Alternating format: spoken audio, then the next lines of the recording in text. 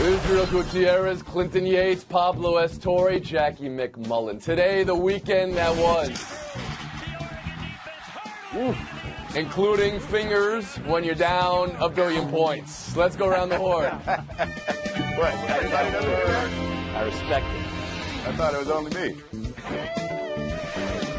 It's Around the Horn, the show of competitive banter. Here's Tony Reale. No blown leads and comebacks in this Patriots-Falcons game. The fog was getting thicker. Patriots' lead was getting larger. Falcons have scored 7 points in their last 92 minutes of play. Pablo Torre, what's happened to the reigning NFC champions? Tony, the sizzling sound you're hearing through the screen is coming from Steve Sarkisian's chair. That is the heat level currently underneath the offensive coordinator of the Falcons, because it's not just that they're setting back their offense well worse than what they were last year. They're about 12.5 points per game worse on offense. They're setting them back a decade. Matt Ryan has 7 touchdowns in 6 games, which is the worst, the fewest he's had since he was a rookie in 08. They did not convert a 3rd or 4th down through the air against the Patriots, which Matt Ryan had not done since he was a rookie in 08. And they failed to score on 3 trips to the red zone against the Patriots, which had never happened with Matt Ryan as quarterback. So, okay, I get it. They're playing poorly on offense. What's changed is my question to you. Well, I think schematically, I've read some things that say that Sark is not doing anything totally different, but clearly something is amiss. And I don't know who you blame it on, if not the one guy who was changed in this org chart, which is the guy in charge of the offense. Clinton Yates, how do you see it?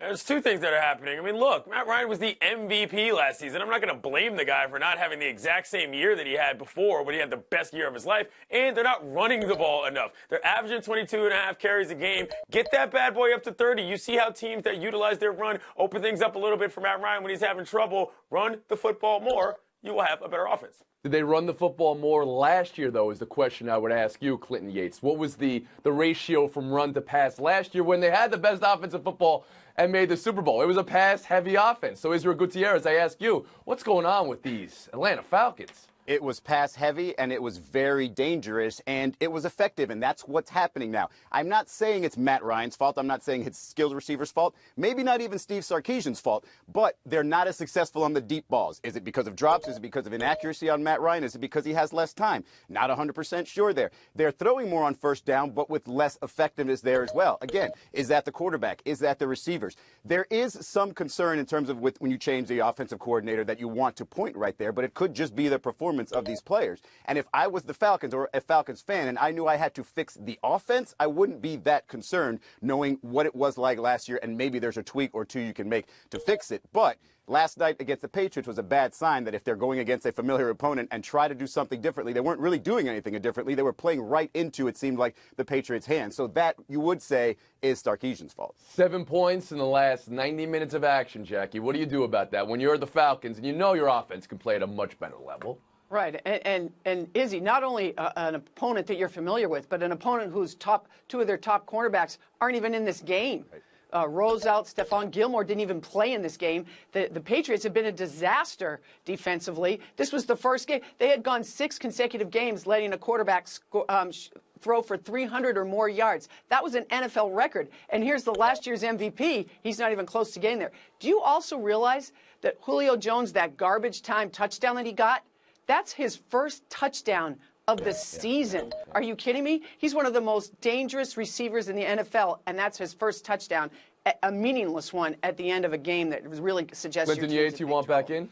44% run, 56% pass in 2016, Tone, to answer your question. Okay, and that actually is a little bit closer than maybe I was putting it out there, maybe Israel was putting it out there. Not bad. But for a team, they had to be motivated to come out and play these Patriots. Jackie, this is the team that came back, I'm not sure if you knew this, from 28-3 in the Super Bowl against the Falcons. Oh, really? And they didn't have that. Yeah. Interesting. Let me ask you, Jackie, about New England. Is this one game enough for you to think their defense is back? I think their defense is improving. I told you at the beginning of the year that it was going to be growing pains, and they'd probably get there at the end. I'm not ready to pronounce that all is well with them because some weird things happen. They've had some blocked field goals, some missed field goals by the opponent. That suggests to me they still have a ways to go. Torre? They're not really weird things as much as they are Patriot things. By the way, it's Gutierrez. And I do think that, they are getting some luck in the red zone, particularly. But we said this before. It was more a matter of miscommunication with this team, not necessarily a lack of ability. So they can't continue to get it fixed. By the way, Matt Ryan, Clinton, in the red zone, 1.8 QBR. So, again, what's going on with them in the red zone? They can't even get it done there. Tori, last word. Bill Barnwell had a great point in his column today. The Patriots' red zone defense, they have let up 31 points, only 31 points over 11 trips by opponents to the red zone, which is insane. That's less than a field goal, right? So that's unsustainable, and that's aberrant, and it has to do a lot with the self-inflicted wounds of an offense like the Falcons. So it sounds like you think the defense was being a little bit exaggerated how poor it was, but it looked like it. You had Deshaun Watson throwing for about 500,000 yards in the game, Pablo. They were giving up big plays. They were. They were giving up the big plays. So the red zone number is moot, Pablo, because they were giving up the long ball. They were giving up big plays. Then it's mute. We're moving on. Pittsburgh 29, Cincinnati 14. Let's see if a win over the Bengals does anything for you. Jim Nantz. He really loved himself some hide and seek here. I got to give this one major style points. Clinton, are the Steelers back to being who you thought they were? They're absolutely back, and I got to say, I love the job that Mike Tomlin has done here. Let's not forget what's going on this season. They had the situation with the Star-Spangled Banner at the beginning, debacle. They had the circumstance with Antonio Brown, also nearly a debacle. Martavis Bryant, current debacle. And before that, Ben Roethlisberger couldn't even figure out whether or not he wanted to play football. They decided they're going to start handing the ball to Le'Veon Bell and just pounding the ball down people's throats. I love Mike Tomlin right now. He's got that team back to where they're supposed to be. They look as dangerous as any team in the NFL. Is that how you see it, Torrey? Well, first off, if Jim Nantz is the guy giving you style points, you should ask yourself if you really got style points, because that's one of those iffy subjects. But in terms of what this Bengals win does for our confidence in the Steelers, this is when you're bowling and you're kind of feeling shaky and you put the guardrails up, the bumpers, the Bengals are the bumpers on the Steelers bowling alley. They are 8-1 against the Bengals over their last 9 games, including the postseason, all of which is impressive except for the fact that this is what we expect. This is what they do. It's great that Le'Veon Bell, of course, is getting the opportunity to become the first player in NFL history to get 4 games in a month in which he is running the ball at least 30 times. That seems to speak to an offensive strategy that is working for the Steelers. But in terms of what this game meant, this is kind of what we expect. We got to hold the phone here for a second, though. Where are we? Thumbs up or thumbs down on Pablo's bowling analogy? Oh, thumbs down, thumbs down. All right, Pablo. People have spoken. You get what I mean. Jackie McMullen. Well, so the Steelers are probably where we thought they would eventually get, because remember, Le'Veon Bell did hold out, and we talked about the idea that there is a reason why they have training camp, and now he's back to rounding into form. But, Clint, I am going to take a little bit of issue with loving Mike Tomlin right now. A number of those things you listed, don't you think Mike Tomlin should have taken some share of the blame for the fact that those were debacles because of the way he handled it? So I'm not prepared to give him a ton of credit for now righting the ship of his own demise. I'm not going to follow you there. Clinton, you want to respond to that? Yeah, you give him some blame for that happening, but you also give him credit for getting it back on track in the season, not going completely off the rails. Hello, look at the Bengals, who are in a situation where they can't figure anything out. I mean, I'm just saying, if you solve the problem, it's better than not solving the problem. Gutierrez. Yeah, no, I think Le'Veon Bell is the solution and had been the problem earlier. When you consider, as Jackie said, he did miss training camp, and now he's sort of got his legs under him and looks fresh. And he can carry the ball. He's touched the ball 137 times over the past 4 weeks. That's 40 more than any other player. And, it kind of makes Ben Roethlisberger look a lot better and a lot more comfortable when he can hand it off 30 times or give the ball 30 times to Le'Veon Bell. So, yeah, I do think that they have come around some. I think, you got a sort of a freebie in Joe Hayden in that cornerback slot. So, yeah, I think the Steelers are who we thought they were. They went into Kansas City and beat that undefeated team, and I think that gave them all the confidence they needed. I'm going to have to ask the people who are DVRing our show to rewind and tell me if Israel Gutierrez started that with a no. Because I think he started with a no. And if we're going to go ahead and mute him right now. We'll move on. Baseball. Who was on Friday's show? Israel was on Friday's show. Then he gets the points for picking the Astros. Guys, you got to come to work if you want points. Dodgers, Astros, World Series. Look at the Sports Illustrated covers. Best team ever versus the 2017 World Series champions as predicted in 2014. Not bad. Sports Illustrated. Although one of those teams is now officially jinxed, so not so great either. Israel, Astros coming back from down 3-2. What did they show you? I mean, they showed me that they could obviously get back to hitting the ball again after coming back from New York. Listen, Jose Altuve, the timing of his hits are amazing. You know, 3 home runs to start these playoffs, and then 1 home run each in Game 6 and 7 when his team needed him the most. It's a classic clash, I guess, of great pitching from the Dodgers, and the Dodgers are all around great, but great pitching from the Dodgers and that historic offense from the Astros. And you just have to wonder if they can maintain any sort of fight over 7 games and really get some runs off the Dodgers. I'm leaning toward the Dodgers here, but the Astros, man, they're plucky, they're fun, and I wouldn't mind seeing them. Clinton, what did Houston show you the way they came back against New York this week? America's sweethearts. I think a lot of people are going to be rooting for this team. Like Izzy mentioned, I mean, you got Altuve going Oppo Taco. Like, they play the kind of baseball that people who don't even like baseball enjoy watching, which is sort of difficult to quantify, but it happens in the playoffs. And I just really like this team. I don't think they have it. I think home field advantage is a huge factor here for the Dodgers. Never mind that bullpen that's so shut down. Oppo Taco, thumbs up or thumbs down on Clinton Yates' Oppo Taco national panel. Right, there we go. Go ahead, Pablo Torre. So some of the stuff we learned about the Astros was Yankee-specific, I think, which is unfortunate. I mean, one of the ways in which the Astros dominated Game 7 was they had Lance McCullers Jr. throw 24 straight curveballs to end that game. I don't think they'll be able to do that against the Dodgers. The Yankees seemingly had this vulnerability, which was very painful, of course, for a New Yorker to watch. But yes, Jose Altuve may well be the best fastball hitter in baseball. And Justin Verlander, you know, any ambiguity, any debate about whether it was worth acquiring him, he is now 8-0 with a 1.4-ish ERA, more strikeouts than innings pitched, and has tied Madison Bumgarner for the longest streak in the majors of scoreless innings in elimination games. So now they have their ace, the true ace, along with that offense. I think the Astros are going to do this. Jackie McMullen. It was a great baseball game, that game 7. And I don't think it was so Yankee-specific as much as you think, Pablo, because they needed to show they could hit, and they did hit when it mattered. And aside from McCullers, what Charlie Morton gave them to me in the first 3 innings was much more important, because we had some questions about him heading into the, now we'll head into the World Series. He's answered some of those questions. To me, it comes down to the bullpen. The bullpen for the Astros has been a little shaky, maybe with the exception of Giles, and the Dodgers bullpen has been lights out. So the question remains, can Verlander, McCullers Jr., some of these goes, Keuchel, can they go deep? Because they're going to need to go deep with the lead to win this World Series. Clinton, sounds like you love this matchup. Do you think baseball loves it as much as you? I do. I like these little small market, not really teams. You know, Houston, huge city, still considered a small market baseball team. I think it's good for baseball because everybody was rooting for Yankees, Dodgers, but we get to see a new part of America and their fans. What up, H-Town? Jackie, I think you don't agree with that exactly. Well, you're asking what America wants. America wants more of Aaron Judge. And you know what? I'm from Boston. People think I hate the Yankees. I loved this Yankees team, and I think most of America wanted to see them continue, although I'm happy for the Astros. They've earned it. Let's take a break right here. Buy or sell us Trying next. to keep it cheerful for you, Tony. Thank you very much, Jack. Butch Jones in Tennessee season in 2 fingers right here. The double bird down. Nice. 22 points. Yeah. All right, let's talk about the 2 games between ranked teams this week. Neither was close. Notre Dame 49, USC 14, Penn State 42, Michigan 13. Jim Harbaugh's record through 33 games is the same exact as Brady Hoke, 25-8. Israel, how should Michigan feel about that? Not that bad, really. I mean, look, it does shock me all the time how these great college coaches at these great programs cannot pinpoint quarterback talent. So that's basically their biggest problem in this situation. I think you look at Jim Harbaugh and say back-to-back 10-win seasons. Going into this season, it's okay to have a little bit of a dip. You'll be fine. Clinton Yates?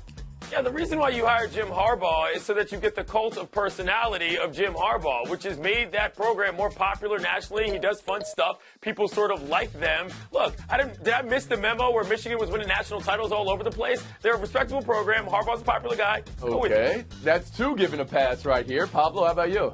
It is valid, though, to point out that no one short of Nick Saban, who has a zillion national titles, is making as much money as Jim Harbaugh does. It is fair to call him overrated from that sense, but I do think because he can assemble top 10 recruiting classes and because a lot of the head coaching job is a marketing job, there is something to be said for the question of... Wow, there's a lot of somethings to be said from this panel here. I thought somebody was going to call him the most overrated coach in America. That's what I thought was going to happen right here. Jackie, are you that person?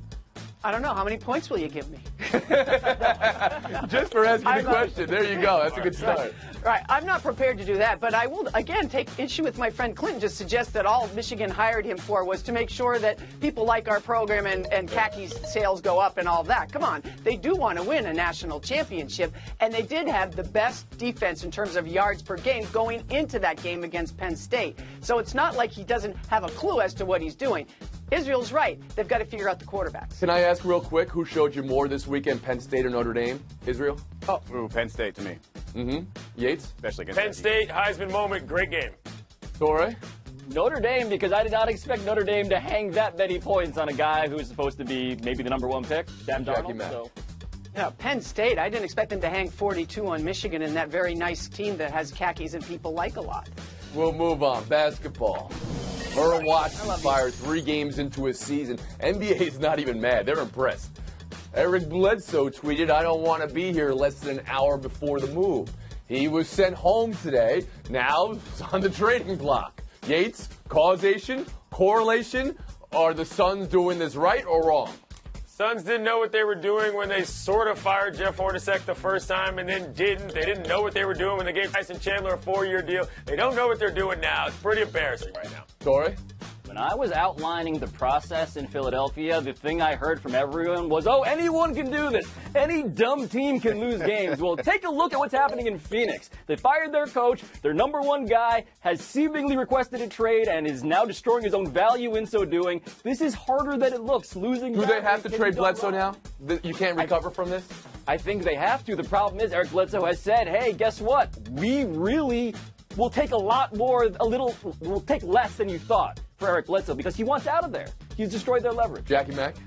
They should have traded Eric Bledsoe last spring when they were talking about trading Eric Bledsoe last spring, and his trade value was still a little bit intact. I always look from top to bottom at organizations. Look at the owner of the Phoenix Suns. That's where most of your problems lie. Yeah, and the answer is quite simple. You hang on to Devin Booker, hope he becomes a superstar. Maybe one more of your younger players becomes an all-star, and then you sign a couple of max players in 2020. Do you think the Phoenix Suns can figure that out? Probably not. They've had Isaiah Thomas there, it didn't work. They have had Eric Bledsoe there, it's not going to work. And who knows how long they're going to be able to keep up. So Bledsoe has to be traded, in your opinion, as well. What's the market for him right now? Is he going to Cleveland because everybody has to be traded to 1 or 2 teams? The Clippers? DeAndre wants him there. Yeah, Milos is out in Los Angeles, so, you know.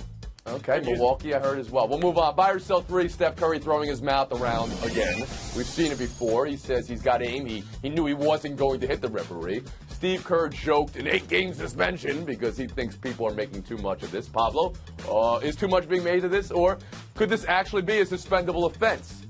I think a suspension would be a little much. I mean, I get that we should stop treating Steph Curry as this angelic, boyish wonder. He's an adult who's kind of arrogant on the court. But this was way more Yosemite Sam throwing his hat down and stomping on it than it was him actually trying to target a ref. It seemed pretty much out of frustration as opposed to, assaulting the ref with your mouth guard, which is a lot. Yeah, you're right. It wasn't the road runner dropping the anvil over the cliff. I agree with you there. Okay, I do think he should have been thrown out of the game. I like that. I think that was the right call because that foul, are you kidding me? That was like you brushed that off. But my point here, Jackie, is, in Israel, we're short on time. We're just going to keep on going around the horn here. There was less than a minute left in the game. What's an ejection less than a minute left in the game? Is it suspendable? It's frustration coming out. And yes, he does have good aim, so he threw it near the official, which is something that should be punishable, but I don't think a suspension, definitely a fine. Yates. Yeah, it's a 1-gamer for me. And look, that kind of insolence could get you thrown out of a game anyway. Forget the mouthpiece. It's gross to throw a mouthpiece, but he was wilding. Gotta go. Patrick Beverley does this. Is he suspended? Nope. Lonzo Ball is suspended if Patrick Beverley does it. He still owns him a little. Israel Gutierrez, that's a good line, but it's just not enough to get you through. You're going home with Goody. There's McMullen right now. It's going to be Yates. Torrey, showdown next. Yates, Torrey, showdown.